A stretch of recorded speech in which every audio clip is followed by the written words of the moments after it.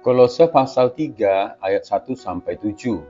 Karena itu, kalau kamu dibangkitkan bersama dengan Kristus, carilah perkara yang di atas, di mana Kristus ada, duduk di sebelah kanan Allah. Pikirkanlah perkara yang di atas, bukan yang di bumi. Sebab kamu telah mati dan hidupmu tersembunyi bersama dengan Kristus di dalam Allah.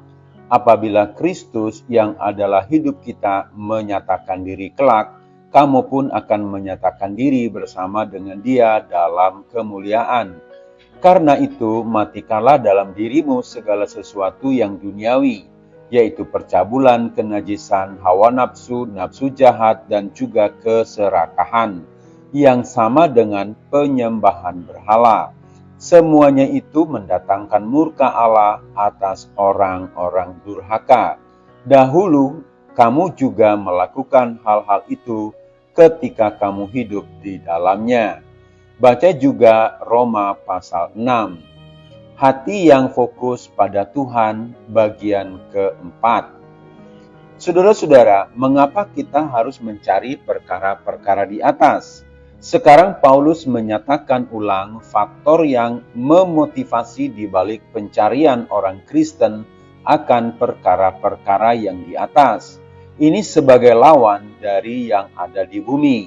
Kolose 3 ayat 2. Ini karena kita mati dan hidup kita tersembunyi bersama dengan Kristus di dalam Allah. Dalam ayat yang ketiga.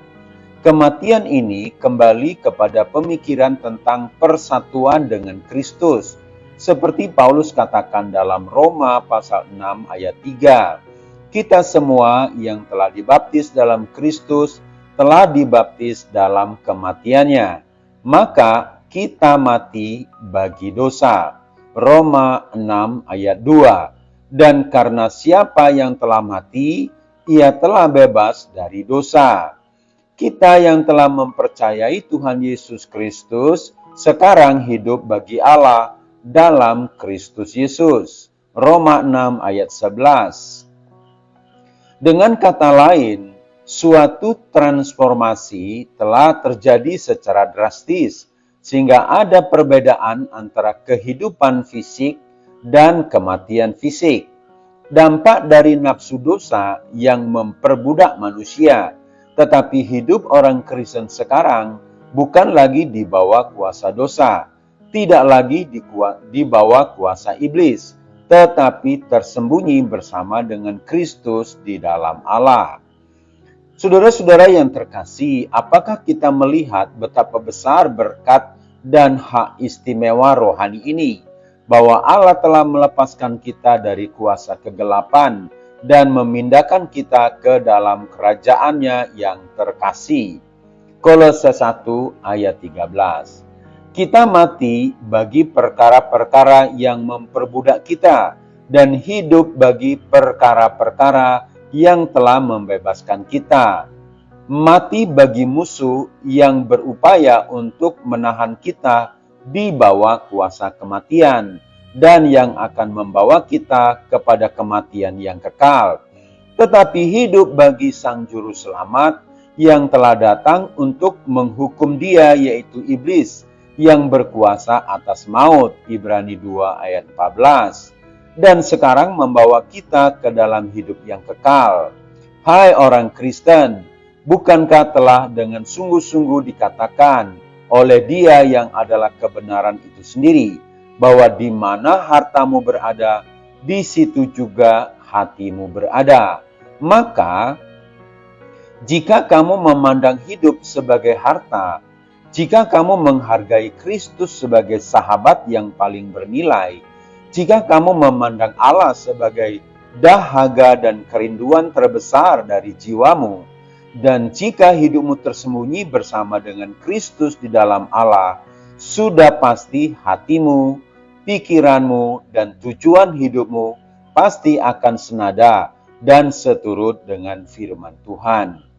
Jadi sekarang mereka yang memiliki hidup yang baru, sekaligus mereka hidup dalam aturan main yang baru. Maksudnya menjadi orang Kristen berarti berganti tuan yang menggantikan hidup dengan penguasa hidup, termasuk berganti aturan main. Dulu mereka adalah hamba dosa dan tervonis berdosa oleh hukum Taurat. Tuan mereka yang jahat adalah iblis. Kini Kristus sudah menebus mereka. Sekarang kita adalah hamba Kristus. Kristus adalah Tuan yang baru, yang baik, yang mengasihi, sehingga ia layak menerima ketaatan total dari kita. Secara logika, jika kita telah mati terhadap dosa, seharusnya tidak merespon atau tidak tunduk terhadap dosa lagi. Anggota-anggota tubuh kita tidak lagi dipakai untuk berbuat dosa, karena kuasa dosa tidak punya hak untuk menuntut ketaatan. Bukan hanya tidak wajib melayani Tuhan yang lama dan tujuan jahatnya, tetapi mereka wajib mentaati Tuhan yang baru dan tujuan kekalnya secara sukarela dan dengan sukacita serta dalam kesetiaan.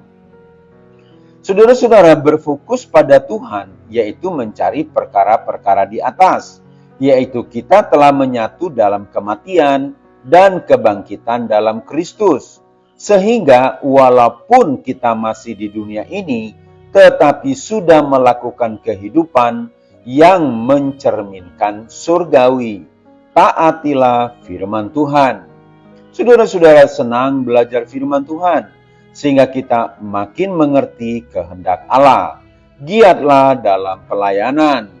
Haor Ministry.